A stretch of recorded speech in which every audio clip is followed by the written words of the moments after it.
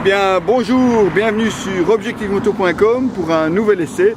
Nous sommes cette fois-ci chez Honda pour vous présenter cette NC 750S, donc version 2016, et ici accompagné du DCT. Allez, c'est parti, on va aller la voir plus en détail.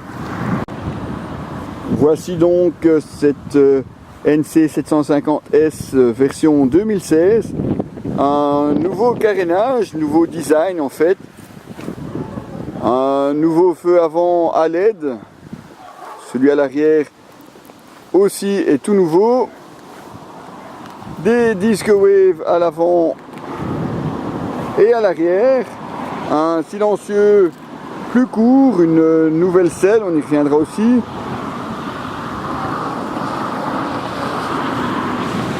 Un tableau de bord entièrement digital que vous verrez bien entendu dans la vidéo. Et comme vous pouvez le constater, il n'y a pas de poignée d'embrayage. Et pour cause, c'est la version DCT, un DCT qui a encore été amélioré. On vous en parle tout de suite.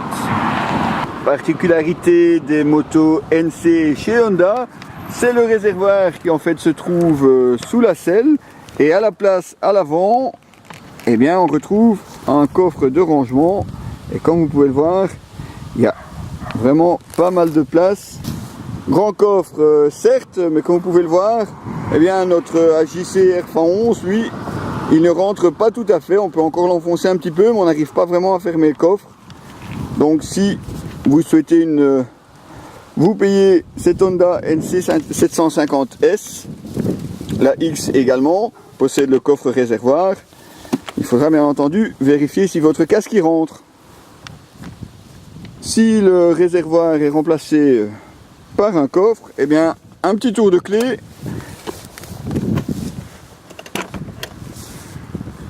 et c'est la selle passager qui s'ouvre pour y découvrir effectivement le bouchon. Petit conseil toutefois, allez-y mollo en remplissant, vous risquez forcément d'en mettre un petit peu partout et ça serait bien dommage. Voici donc le tableau de bord de cette NC 750S entièrement digital et très complet puisque vous avez le contour, la vitesse forcément. Ici la consommation moyenne, mais vous pouvez la changer. Les deux tripes forcément, l'heure, la jauge, enfin vraiment tout est prévu sur cette moto pour pouvoir l'utiliser au quotidien. La drôle de poignée que vous trouvez ici, eh bien en fait c'est le frein parking. Et oui, comme un scooter, puisque forcément, comme vous n'avez pas d'embrayage, impossible de stopper la machine en vitesse. Si vous la mettez en pente, par exemple, n'oubliez pas le frein à main. Côté commodo, forcément, à gauche, on retrouve la possibilité de changer les vitesses, descendre ou remonter de l'autre côté. Ça, c'est quand on utilise la boîte de façon manuelle. Et côté droit, eh bien, le sélecteur ici, soit le mode D qui est le mode économique, et encore là en mode sport, vous avez droit à 3 niveaux différents. Évidemment, chacun allant un petit peu plus vers le côté sportif et retardant la montée des rapports. Vous avez aussi la possibilité donc de rouler en manuel via le bouton ici toujours au commodo droit. Mais franchement, une fois qu'on a pris l'habitude de rouler avec le DCT, à part la fâcheuse tendance à toujours vouloir embrayer quand on s'arrête, on ne repasse vraiment pas en manuel, il n'y a pas vraiment l'intérêt tant ce DCT est bien réglé. Pour animer cette NC 750S, eh bien on retrouve le bicylindre parallèle qui développe seulement 55 chevaux à 6250 tours minute. Et un couple de 68 Nm à 4750 tours minute. Alors forcément ça peut vous paraître peu, mais la moto n'est pas vraiment une vocation sportive, même si ici elle adopte un look roadster. Mais attention, ne vous y fiez pas non plus, pour partir en balade c'est largement suffisant. Vous pouvez en plus choisir le mode DCT qui vous convient le mieux, et même le mode économique permet franchement de partir en balade sans aucun souci. Il est même assez agréable à conduire. Mais bien entendu, pour les plus sportifs d'entre vous, eh bien, vous optez simplement pour le mode sport qui vous convient le mieux. Et il y a du répondant, il y a de quoi s'amuser. Sans aucun souci, prendre l'autoroute, c'est vraiment pas un problème non plus. Heureusement, vous allez me dire. Mais on peut aussi partir en balade dans les petits virelots. Et de ce côté-là, il n'y a pas de souci, la moto répondra présente. Côté suspension, eh bien, on retrouve du classique, une fourche 41 mm à l'avant, non réglable, et un mono-amortisseur à l'arrière.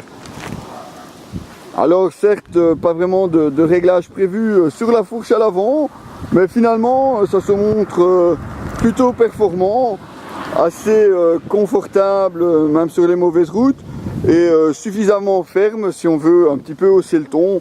Mais rappelons-le, on n'est pas non plus ici sur une moto super sport, ni même sportive. Ici, c'est vraiment la moto idéale au quotidien, mais aussi pour partir en balade, en solo ou en duo. Pour le freinage, eh bien, comme on vous disait, un seul disque à l'avant, un 320 mm avec un étrier Nissin 2 pistons et un 240 à l'arrière, tous les deux en forme wave, comme vous pouvez le voir. Et là aussi un ensemble qui forcément, sans se montrer le plus efficace, se montre largement suffisant malgré les 217 kg tout plein fait de la moto. Comme quoi il n'y a pas forcément besoin d'avoir du super matos pour avoir une moto très efficace. D'ailleurs, pour vous dire, on a roulé ici toute une journée, on a fait facilement 300-350 km, on fera un petit peu le calcul par la suite, et on ne s'est pas laissé surprendre une seule fois par le freinage, malgré les petites routes parfois un petit peu chaotiques qu'on a pu emprunter, ou les petits virages qu'on a eu dans les Ardennes. La moto s'est montrée tout à fait gérable et à la hauteur. La nouvelle selle culmine à 790 mm, ce qui la rend relativement accessible à beaucoup de pilotes. Toutefois, après une journée entière au guidon de la moto, on aurait peut-être aimé un petit peu plus de rembourrage, voire un peu plus de confort. Ah, c'est pas un bout de bois non plus, évidemment, mais on aurait peut-être apprécié un peu plus de confort. Le passager, lui, n'est pas vraiment mieux loti, malgré les grandes poignées qu'il a à sa disposition. Alors Honda a quand même peaufiné le travail sur ce DCT, en rajoutant un capteur de pente, ce qui fait que si vous avez besoin d'un peu plus de vitesse, il évitera de monter directement un rapport dans la côte. Mais si par contre vous avez besoin de plus de frein moteur, eh bien là au contraire, il vous permettra justement d'en avoir un petit peu plus. À l'usage, eh bien, les différents modes se montrent tout aussi utiles les uns que les autres. Le mode économique porte très bien son nom, puisqu'on a fait 170 km avec une moyenne de 3 litres 3, 3 litres 4 en mode D, donc c'est vraiment pas mal du tout. Évidemment, en mode sport, on augmente un petit peu la consommation, mais ça reste, ma foi, tout à fait raisonnable, et les 14 litres du réservoir vous offrent vraiment une très grande autonomie. Et bien voilà, donc on va vous faire une petite démonstration justement de ce DCT sur cette Honda NC 750S. Alors la première chose à faire, forcément, on met le contact, et là comme vous pouvez le voir, rien ne se passe, il n'y a pas de vitesse enclenchée, on reste sur le neutral, et alors on peut passer simplement ici, voilà, vous voyez on est en première, et toujours pas besoin forcément d'embrayer, comme vous pouvez le voir, il n'y a vraiment pas besoin. Alors qu'est-ce qu'il va faire? C'est simplement, si vous tournez la poignée des gaz, vous allez avoir la moto qui va se mettre en route tout simplement, voilà. Donc comme on vous le disait, pas besoin d'embrayage. Qu'est-ce qu'on fait quand on s'arrête? Eh bien habituellement vous tirez sur le frein et l'embrayage, et ici évidemment il n'y en a pas besoin. Alors on va vous faire juste un petit tour avec la moto pour vous montrer. Voilà, donc ici on est en mode économique, et voilà, comme vous pouvez le voir, il n'y a pas besoin, oui je sais, normalement on tient le guidon à deux mains, je suis tout à fait d'accord avec vous. Mais ici, c'est juste pour vous montrer. Voilà, comme vous pouvez le voir, on est déjà en 6e. Et je suis à 65 km/h. On freine ici simplement pour la priorité de droite. Et comme vous pouvez le voir, la moto rétrograde toute seule. Alors si on veut passer en mode sport, ben c'est très simple aussi. On appuie simplement ici, vous êtes sur le mode 3, vous allez voir tout de suite la différence. Ici on peut monter un petit peu plus dans les tours. Comme vous pouvez le voir tout à l'heure, à cette même vitesse, on était déjà en 6e. Et ici en mode sport, eh bien, on n'y est pas encore. Et malgré tout, vous pouvez voir, voilà, on vient de ralentir, et bien la moto a elle aussi ralenti. On va réaccélérer.